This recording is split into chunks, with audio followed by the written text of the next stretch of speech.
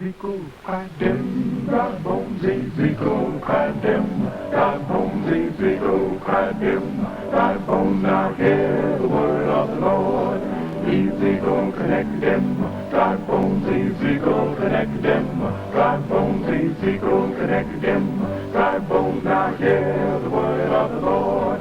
For when your toe bone connects to you, foot bone connects to you, heel bone, your heel bone connects to you, ankle bone, your ankle bone connects to you, leg bone, your leg bone connects to you, knee bone, your knee bone connects to you, thigh bone, your thigh bone connects to you, hip bone, your hip bone connects to you, back bone, your back bone connects to you, shoulder bone, your shoulder bone connects to you, neck bone, your neck bone connects to you, head bone, now hear the word of the Lord.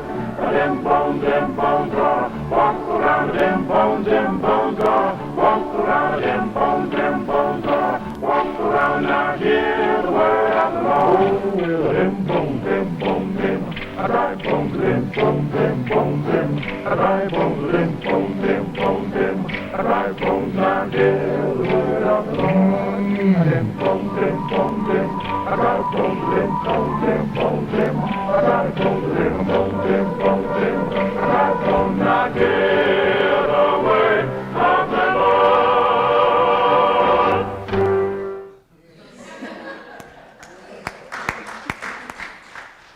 Oh yes, I did just include the song Dem Bones as part of our worship in that clip sung by the Delta Rhythm Boys from the 1940s and 50s. I asked Richard and Damon to play that for a couple of reasons. One, because I need you to join me in getting that song stuck in your heads too. In my preparation for this sermon, this song has been rolling through my head over and over. I'm singing it when I'm brushing my teeth, when I'm making dinner. It happened again sometime around Halloween in our house when my boys came home from Sunday school with paper skeletons and bones all connected with Scotch tape from their Sunday school lesson. And they were excited to learn the song and point to the various parts of the body. And they were singing that song for days and weeks. And so, of course, I was too. Toe bone's connected to the foot bone's connected to the ankle bone, and all of those delightful key changes up and down the skeleton. Jalen, you know, it's masterful. But does anyone here know who wrote that song? Anybody? Here's the second reason it had to be here. I just learned this week, actually, that the person who wrote that song was James Weldon Johnson, the same civil rights activist who wrote Lift Every Voice and Sing. There's something more to be explored there, but more on that in a bit.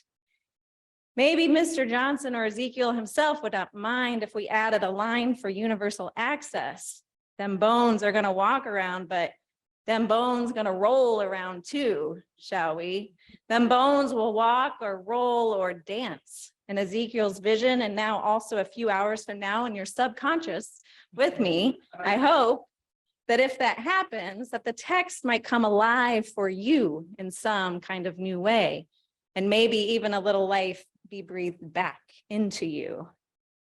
But like the vision itself, that might take a little imagination. We are tired.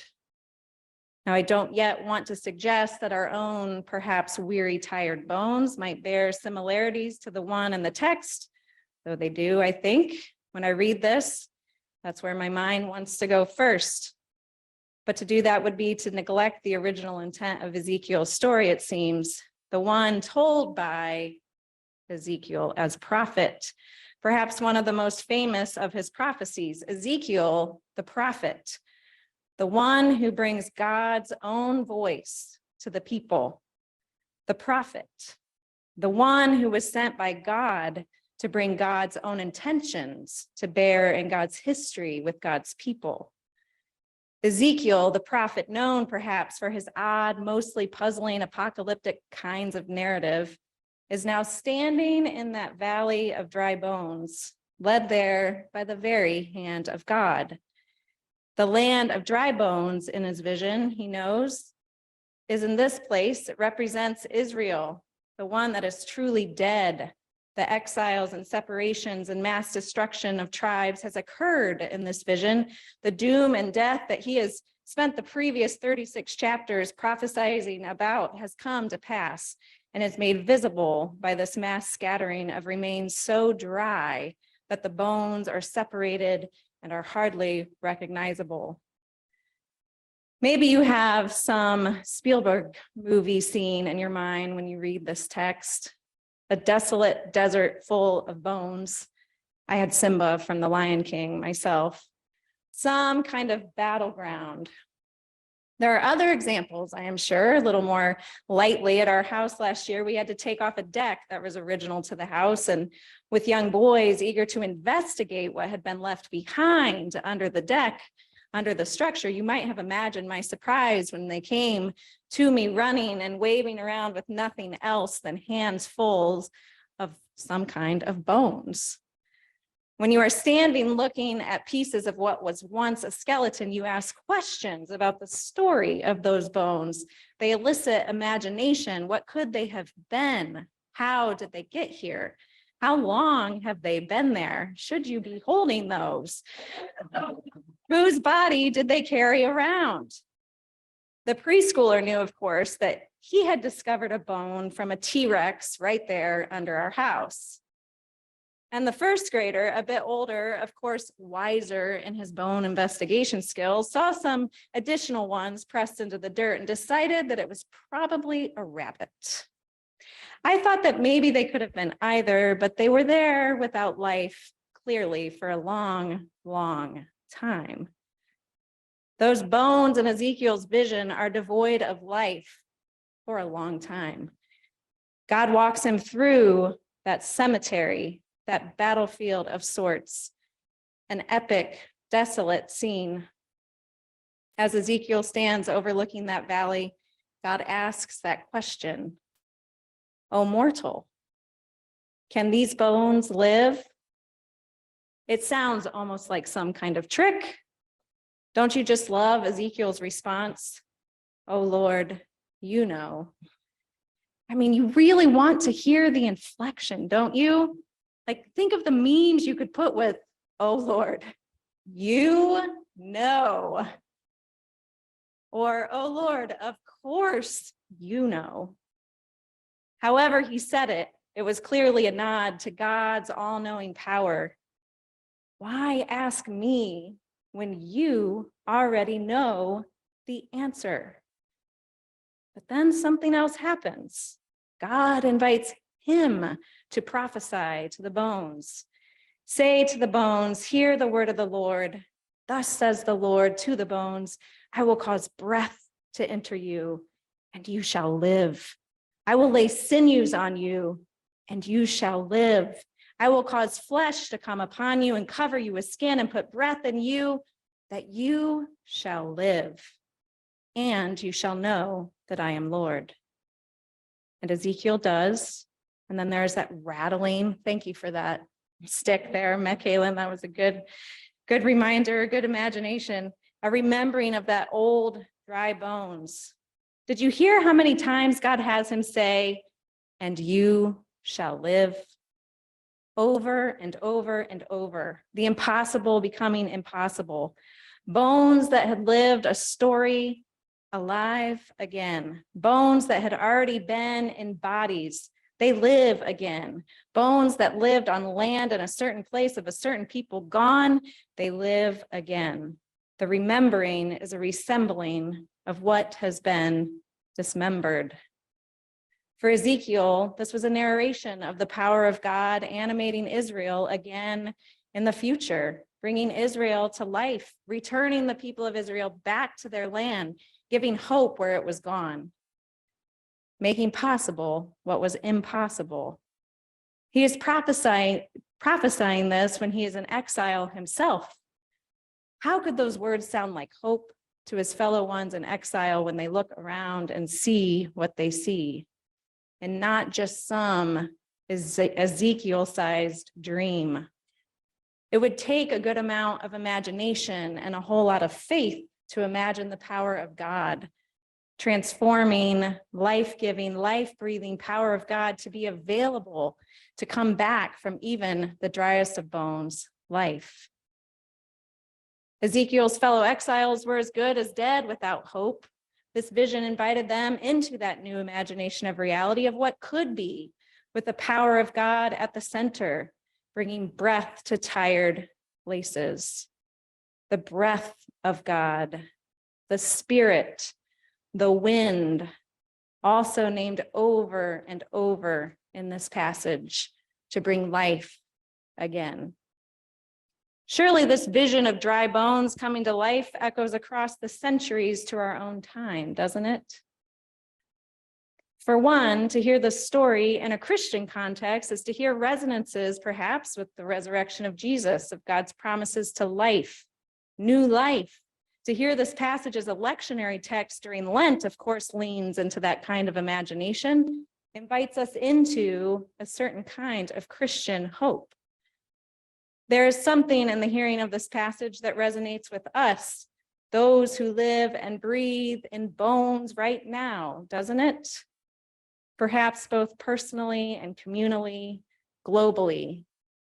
A statement to the human condition, humans in bones, a recognition of our vulnerability as humans, sinew to sinew, of our disconnect also from God and from each other. Holocaust survivor Elie Wiesel suggests that Ezekiel's vision of dry bones bears no date because every generation needs to hear it in its own time. Bones tell stories, our bones and those of our fellow humans. Do not our tired and weary bones yearn for the breath of God to enter and re-enter, to ignite the life force in us over and over? I really don't need to get up here and do much to ask you to imagine dry bones, do I? There's not one of us here that doesn't know some valley of dry bones. If it's not ours, it's someone's we're connected to, personally or communally, as part of being human. There are none of us that are outside of waiting for, needing, yearning for that life-giving, life-remembering, transforming power of the Spirit of God to meet us in our grief, to meet us in our striving, in our conflicts, in our lamenting, the places that are burnt out, shut down, tired, the places that seek justice only to not find it, the places that seek peace only to be met with violence, that places that seek to be the whole of one God created. God breathed life into you, and you, and you, and you, and you. What do we say, my friends, as we stand looking out on the valleys of this generation, these generations, within the frames of our own very skeletons? O mortal, God asks, can these bones live? Can these bones live? That song, Dem Bones, written by a brother in the civil rights movement, surely had some tired bones waiting for the breath of God to fill them then. And now today, when the bones of our Black and brown siblings lie in streets and in their own homes, killed by the hands of racism and the violence of oppression, O mortal, can these bones live? When the bones of people are left nameless in mass graves around the world at the hands of war and unnecessary killing, they make headlines. Even in these last weeks or months in the Ukraine, the Congo, Mexico, the concept follows nearly every attempt at genocide in history, recent and long ago. What of the dry bones of native people buried deep beneath the stolen land upon which any of us walk? Mass devastation, bones upon bones. I ask you, O mortal, can these bones live?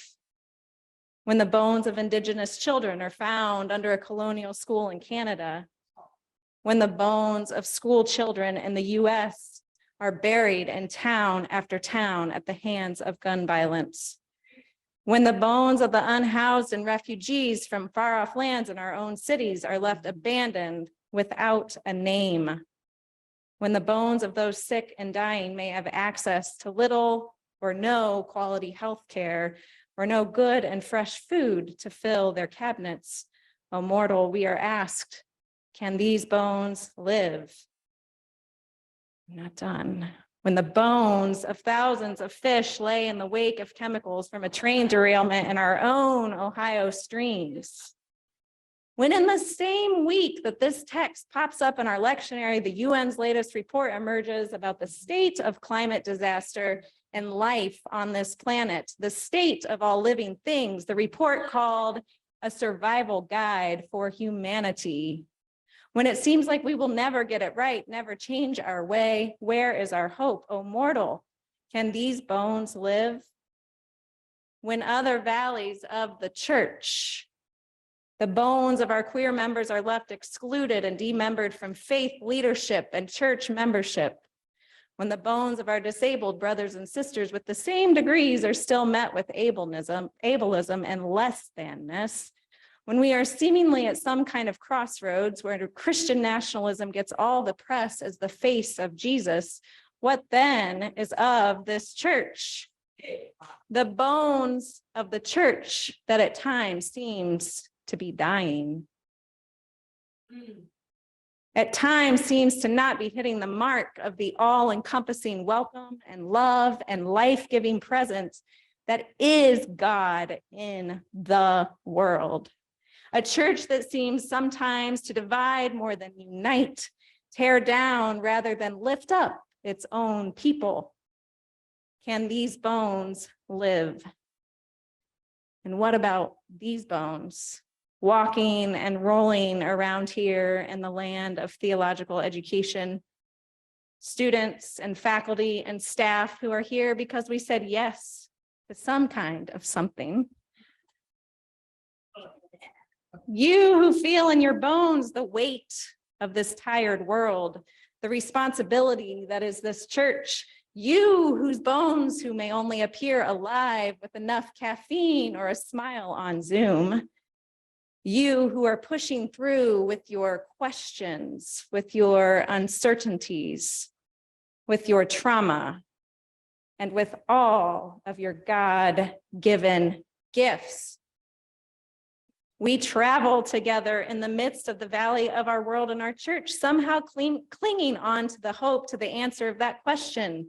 Can these bones live? Oh Lord, you know. Yes, because God is the God who reconnects sinew to sinew. God is the God that resurrects. God is the God that breathes life, sends the mighty wind into the most weary and hopeless of places, into the most tired and desolate, even in us. Let me reiterate that in that lifeless valley for life to be, a couple of things needed to be true. In that place where God jingled and jangled the bones to being again, those bones were available. They were without life, but they were available to receive God's breath. That was enough. And two, the O mortal that was Ezekiel in that time and in that place echoes the O mortal of these days, yes? Ezekiel was a prophet, but Ezekiel also had to take action. He had to participate. God could have done anything that God wanted to do with those bones, but God showed Ezekiel what was dead and showed Ezekiel what could be life. God invited Ezekiel to invite the bones to life, and there was life. Prophesy to these bones, tell them, you shall live. And Ezekiel said to those bones, you shall live, and you know what happens. Friends, that is our hope in every struggle, in the face of every hopeless reality that we know close, that we can see from afar. We know those bones can live. That's why we carry on in the work of justice and the work of transforming even ourselves and the work of this church. trusting in the one who breathes new life into each one. It is our task, our call to action, to give ourselves space for God-sized imagination, proclaiming the transformative power of the one who brings the wind of life, who grows the seed, who holds all of our days. These bones can live toe to foot, bone to breath, in every single one. Together, they and we shall live. Pray with me. O holy God, breathe upon us, fill us with your breath of life, that as you work in us, that we may be a part of your transforming work in the world. May it be so, O breath of life. Amen. Amen.